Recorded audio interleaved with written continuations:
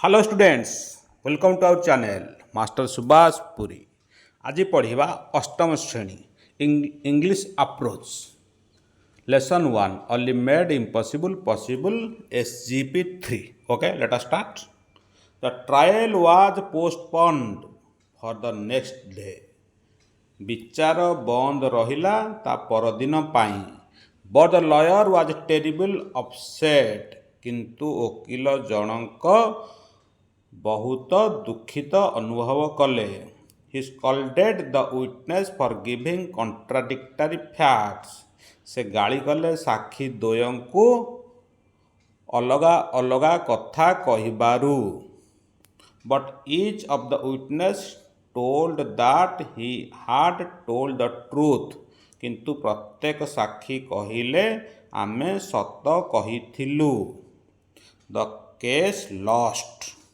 Case किंतु वकील हारी गले। There is no hope so of saving the case. Case रे जितिबार कौनसी संभावना नाही। No need for sending a third witness. तृतीय साक्षी पठेबा किछि आवश्यकता नाही। Grumbled the angry lawyer. एई कथा कही वकील जनक रागिले। Ali the lawyer's cook. Ali थिला वकीलंकर रोषेया। Was listening to all this. एई कथा सबु शुणुथिला। He said. से कहिला टेक मी आज द थर्ड विटनेस। मते तृतीय साक्षी रूपे नियो। I can save the case. मु तुमको केस रे जितेई देबी। The lawyer laughed and said. वकील जनक हसिले एवं कहिले दिस इज इम्पॉसिबल आज you are a mere cook. एटा असंभव अटे कारण तू गोटे साधारण रोषेया। मेयर कुक साधारण रोषेया बा निरीह रोषेया। You should know this. तू ये कथा जानू अली जे तू जने साधारण रोषेया। तू असंभव को केमिति संभव करिवु। Ali in his faulty English said. Ali तार भूल इंग्लिश रे कहिला sir I have been cooking you for last 10 years। मु तुमको रोषेई करूची 10 वर्ष हैला। एंड यू नो आपण जानती I can also cook the जज एंड द गवर्नर। मु मध्य विचारपति एवं गवर्नर राज्यपाल को रोषेई करिछि। I am an excellent cook. मु जणे सुदक्ष रोषेया। I know how to make impossible possible. मु असंभव को संभव करिबा जाने। गिव मी ए चांस सार। मते गोटे सुजोग दियंतु सार। एई कथा अली वकील को कहिला। SCP 3 सरला। तब क्वेश्चन आंसर देखिबा। Question answer 1 why was the lawyer not happy. वकील जनक काहेकि खुशी नथिले। Answer the lawyer was not happy because the two witness had given contradictory statements। The lawyer was not happy. वकील जनक खुशी नथिले कारण दुई जन साक्षी अलगा अलगा कथा कहिले। Number 2 who did he scold. काहाकु से गाली देले। He scolded the two witness.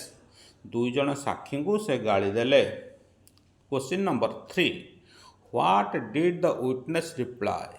साक्षी दुई जन कौन उत्तर देले। Answer each of the witness told that they had spoken the truth. दुई जन साक्षी उत्तर देले जे सेमाने जहा कहिथिले सत्य कहिथिले।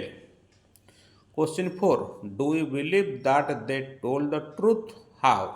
तुम विश्वास करुच कि सेमाने जहा कहिथिले सत्य कहिथिले। जदि सत्य कहिथिले हाउ किपरि। Answer we believe that each of the witness told what they had seen. आमे विश्वास करू जे दुई जन साक्षी जहा देखिथिले ताहा कहिले। हाउ एवर जहा their statement we are contradictory. किंतु तांकर कथा अलगा अलगा थिला।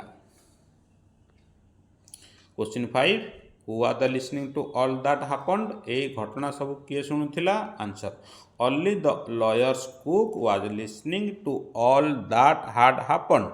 ओनली हेउची वकीलंकर रोषिया जे कि ए सब कथा शुणुथिला, सब घटना शुणुथिला।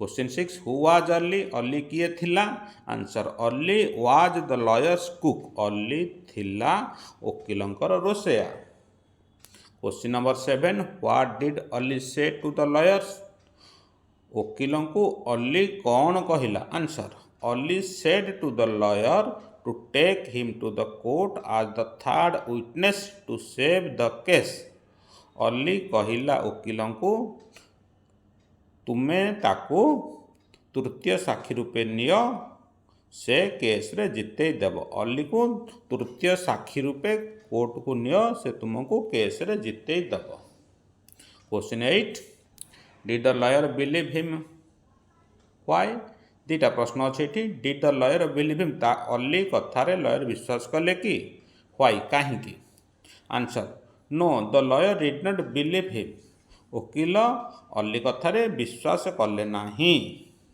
व्हाई कहीं आंसर है इट वाज यह थिला बिकज ही कंसीडरेड अली आज ए मेयर कुक सी विवेचना करथिले जे अली जड़े साधारण रोसैया question number 9 how was Ali's English अलीर इंग्लिश हाउ किपरि थिला answer Ali's English was faulty अलीर इंग्लिश भूल थिला question number 10 there were errors in Ali's English अलीर इंग्लिश भूल थिला which first error and the second प्रथम कोटा second Kota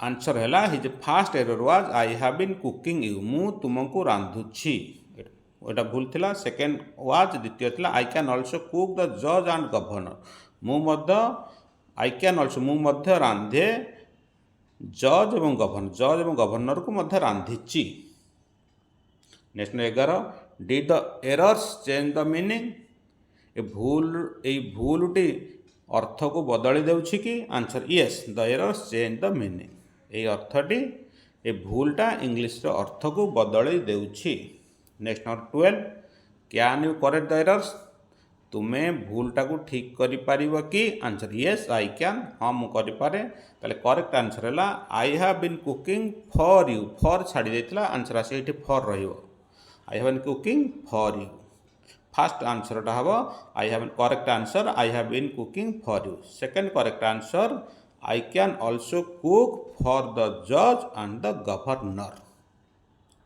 11 SGB 3 Sarala next class रे पढ़िबा SGB 4 ओके थैंक्स।